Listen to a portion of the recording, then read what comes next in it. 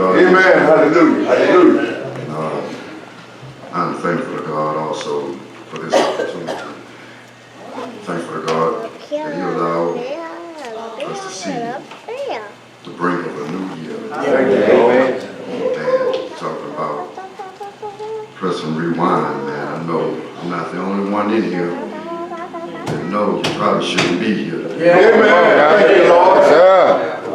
And I ain't just talking about what happened this year. Come on, man. I've been gone. Yeah. Tell it. Years ago. But keep waking you up. You know He got some plan for you. Amen. For me to do. So praise God. I thank God for that. I'm not going to hold you long. If you have your Bibles with you, would you stand with me? We'll look at the book of Psalms, the 90th number. The 90th book of Psalms, looking at one verse, verse 12. Okay. Psalms 90, Stand up straight. verse 12. When you have found it, you say amen. Amen. Amen. And it says, so teach us to number our days, that we may apply our hearts unto wisdom. Amen. One more time. So teach us to number our days, that we may apply our hearts unto wisdom. I want to speak with us shortly from the topic, applying our hearts to wisdom. Applying our hearts to wisdom. You see, Amen. applying our hearts to wisdom. On my job, I build tractors. Sit there. And there are commercial tractors, you know, with the backhoes on it and, you know, with the big bucket and everything. And we have a lot of different size tractors. You have some small ones, some about the size of that drum set. And you have some real large ones. And for each size tractor, they give us an amount of time that we should build it. Amen. You know, for a small one, they say, well, it should take you about an hour and a half to build that. And for a larger one, we'll give you about 3 hours to build that. And they expect for us to build no less than 3 a day, and maybe 4. But we only have 10 hours in the day. And if a person, for instance, will go and build 3 of those, that takes an hour and a half to build, he's in trouble. Because if it takes you 10 hours to build something that took you only 6 hours to build, what happened to the other 3.5 hours? We are judged on 3 things. We are evaluated on 3 things.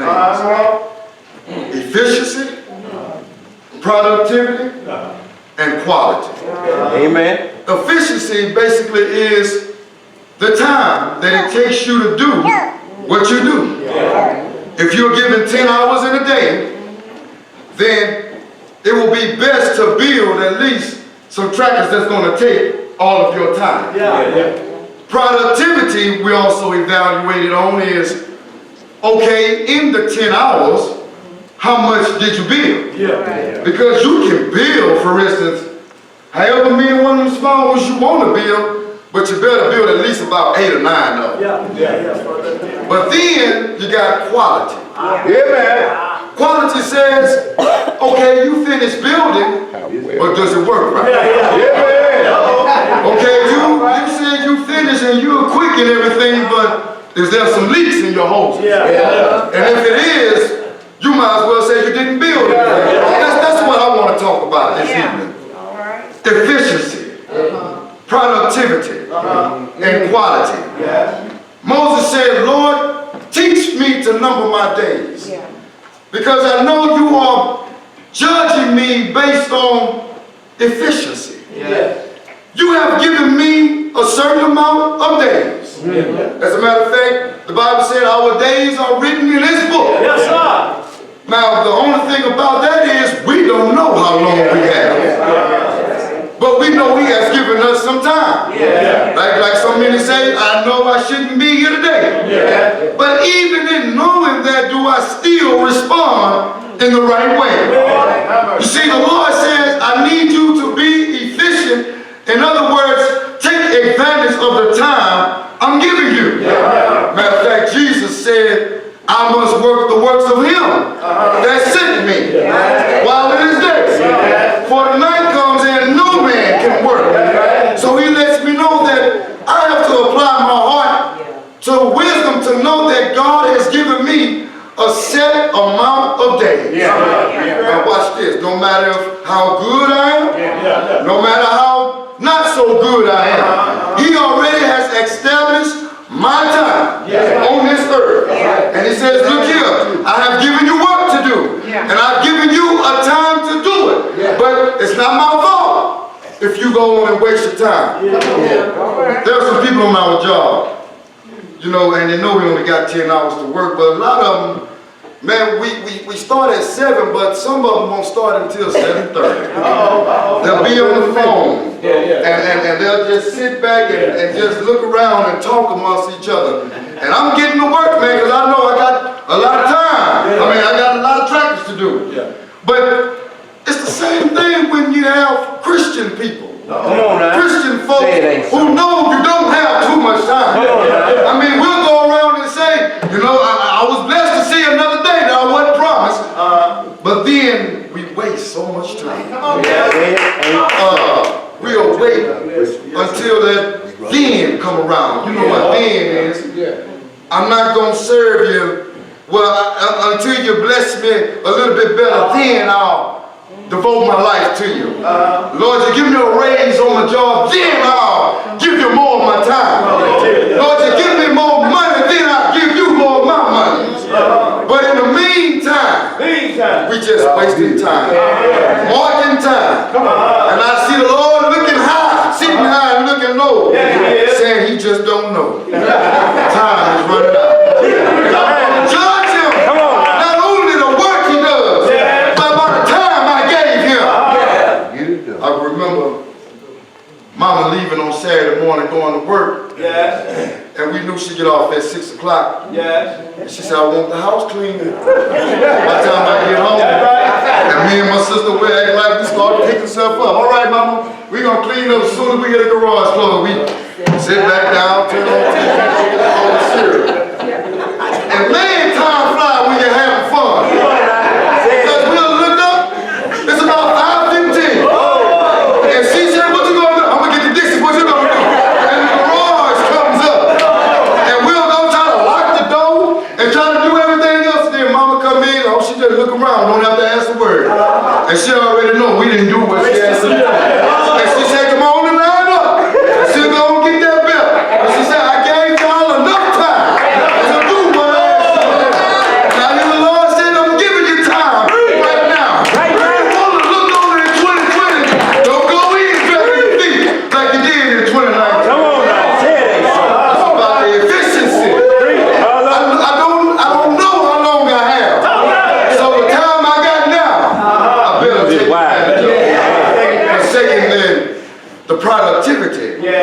The work you do in that time.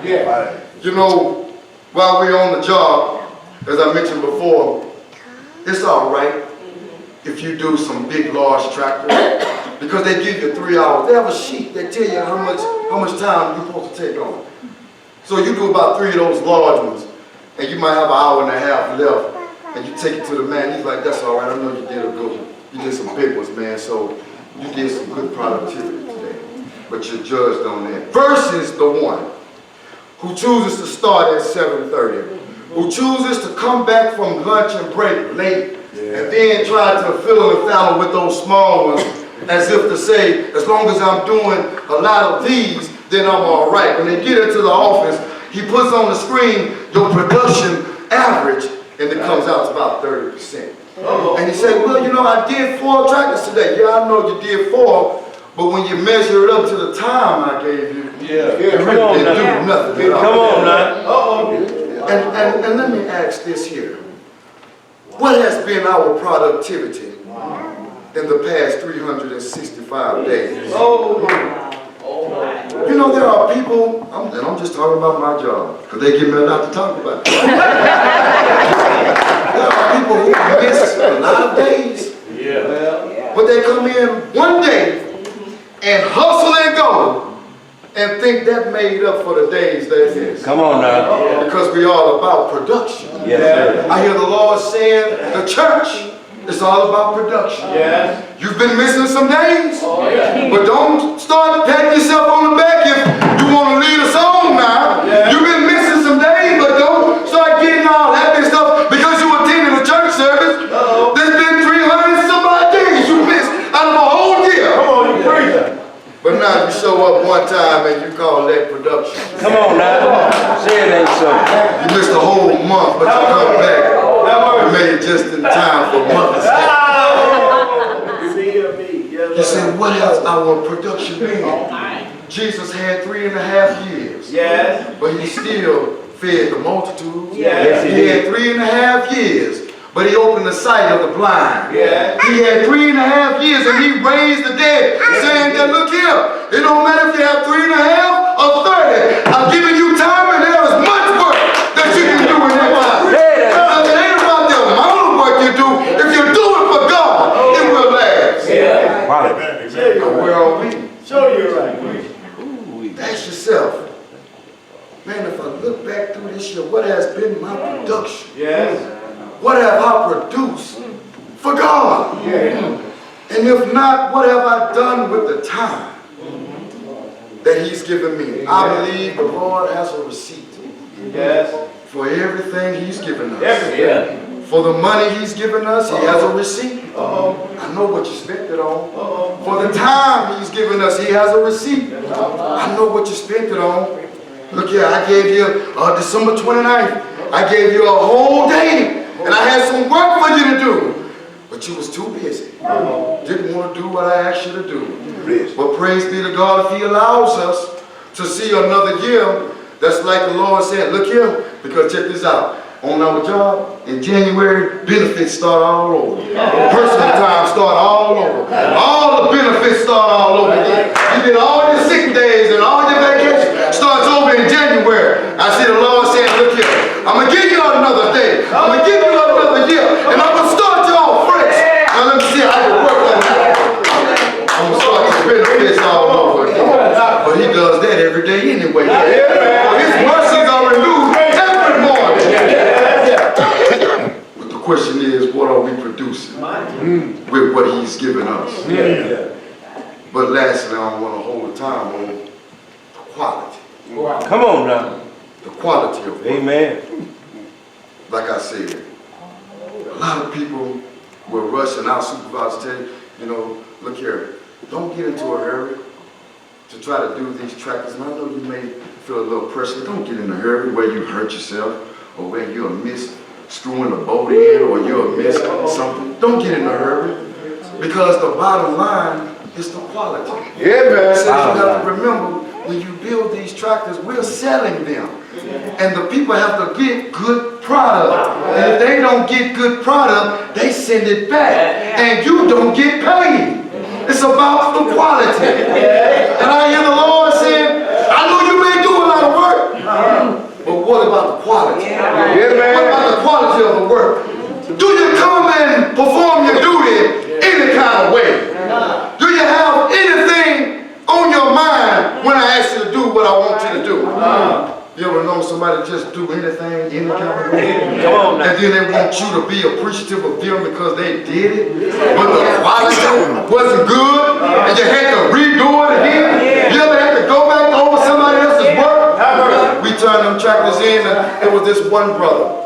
He got through training, and he went and he worked beside me. And he said, yo, man, I'm gonna catch up with you, Ralph. Because, man, they say you wrote up. I said, man, I just concentrate. I don't talk like you talking to me. You know what I'm saying? I just do my job. So one day he came out with 6 tractors. And he said, man, you see that? I did 6 tractors. I said, man, that's good. That's good, man. One by one. They brought all them tractors back to him. They said, man, it's a problem with these tractors, man. So you got to look at it tomorrow. You got to start all over from what you started with today. What you turned in didn't mean nothing. And it will be a shame if all the work that we've done for God. Come on now. There wasn't no quality behind it. The Lord knew our heart wasn't in it. The Lord knew we was just doing it out of routine. We doing it out of tradition. We doing it because somebody making me do it. We doing it so I don't want to hear no fuss from nobody. But he knew that the quality of the work, my heart wasn't in it. I really didn't want to do it. My mind wasn't on God. And I hear the Lord say, return it to sender. I can't do nothing with that. Come on now. And you want me to bless you? I can't do nothing with that. I want quality work. Even if it's a little bit means a lot.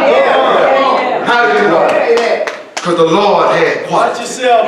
Jesus had quality. Watch yourself, right? Yeah, he healed the sick and he raised the dead. But all of his work was qualitative. When he healed the blind, nobody came back and said, I can't see. When he raised the dead, nobody didn't get up and say, I'm feeling kind of sick. He had quality in this work. So much to the point that he said, you're not going to kill me, but I'm going to lay my life down. But I'm able to pick it up again.